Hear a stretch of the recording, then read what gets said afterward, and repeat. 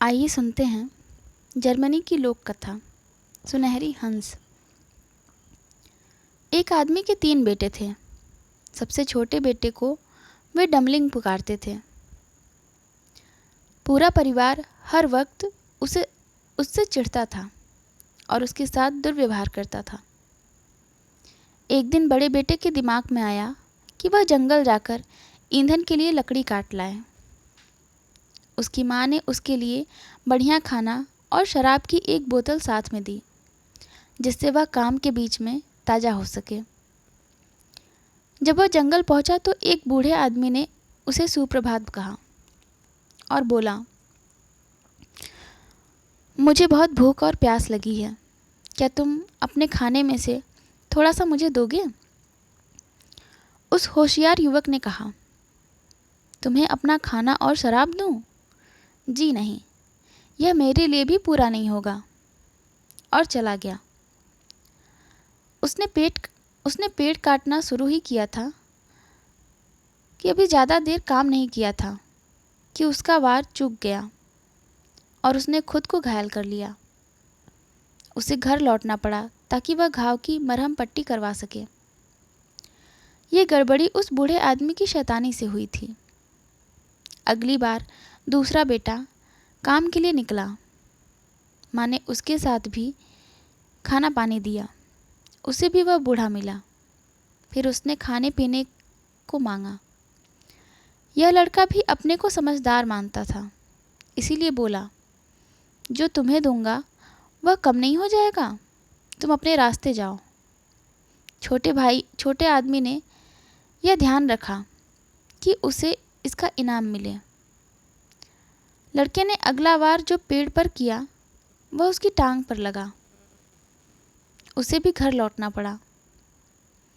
अब डमलिंग ने पिता से कहा, पिताजी, मैं भी लकड़ी काटने जाना चाहता हूँ। उन्होंने जवाब दिया, तुम्हारे भाई तो लंगड़े होकर आ गए, बेहतर होगा कि तुम घर पर ही रहो, क्योंकि तुम इस बारे में कुछ भी नहीं जानते। पर वह जिद करता रहा तो पिता ने कहा, जाओ, चोट खाओगे तो अक्ल आ जाएगी। उसकी माँ ने उसे सूखी डबल रोटी और एक खट्टी बियर दी। तब वह जंगल में गया तो उसे भी बूढ़ा आदमी मिला, जिसने इससे खाना पानी मांगा। डमलिंग बोला, मेरे पास तो सिर्फ सूखी डबल रोटी और खट्टी बियर है। अगर यह तुम्हें ठीक लगे तो हम मिलकर खा लेंगे।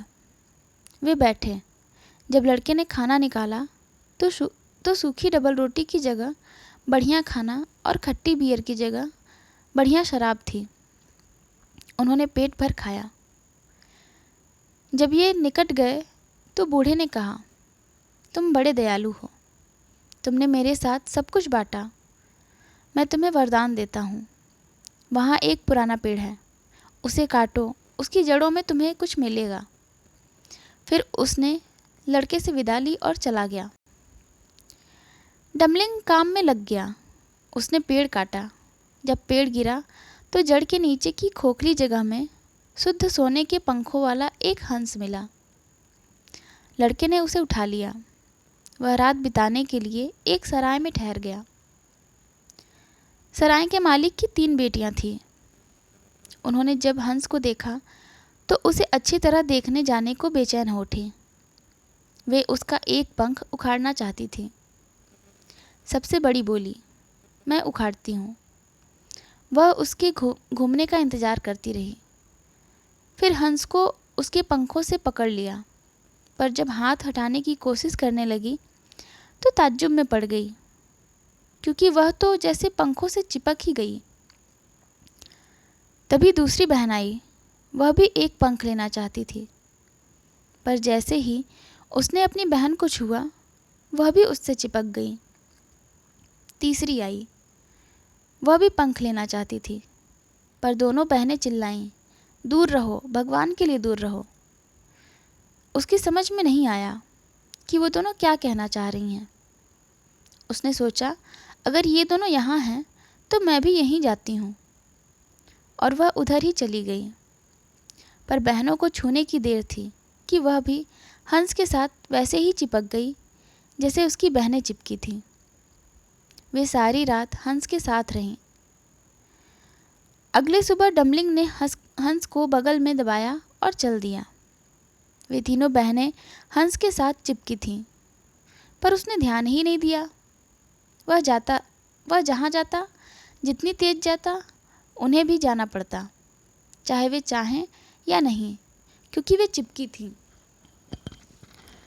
जाते जाते उन्हें खेत के बीच एक पादरी मिला। उसने जब यह कतार जाती देखी तो लड़कियों से बोला, तुम्हें मैदान के बीच से एक युवक के पीछे इस तरह भागते हुए शर्म नहीं आती? क्या यह ठीक है? और उसने सबसे छोटी लड़की का हाथ पकड़ा ताकि उसे खींचकर रोक ले, पर वह तो खुद भी चिपक गया। अब कतार में लड़कियों के बाद पादरी भी जुड़ गया। उधर से पादरी का मुंशी निकल रहा था। उसने जब अपने मालिक को 3 लड़कियों के पीछे भागते देखा तो वह ताज्जुब में पड़ गया और चिल्लाकर पूछने लगा, मालिक, इतनी जल्दी में कहाँ जा रहे हैं? आज तो किसी के घर नामकरण करने जाना है। जवाब न मिलने पर उसने दौड़कर पादरी का चोगा पकड़ लिया, जिससे उसे रोक ले, पर वह भी चिपक गया। अब ये पांचों एक दूसरे से चिपके हुए भागे जा रहे थे। तभी इन्हें काम से लौटते हुए 2 मजदूर दिखे जो फावड़े लिए हुए थे।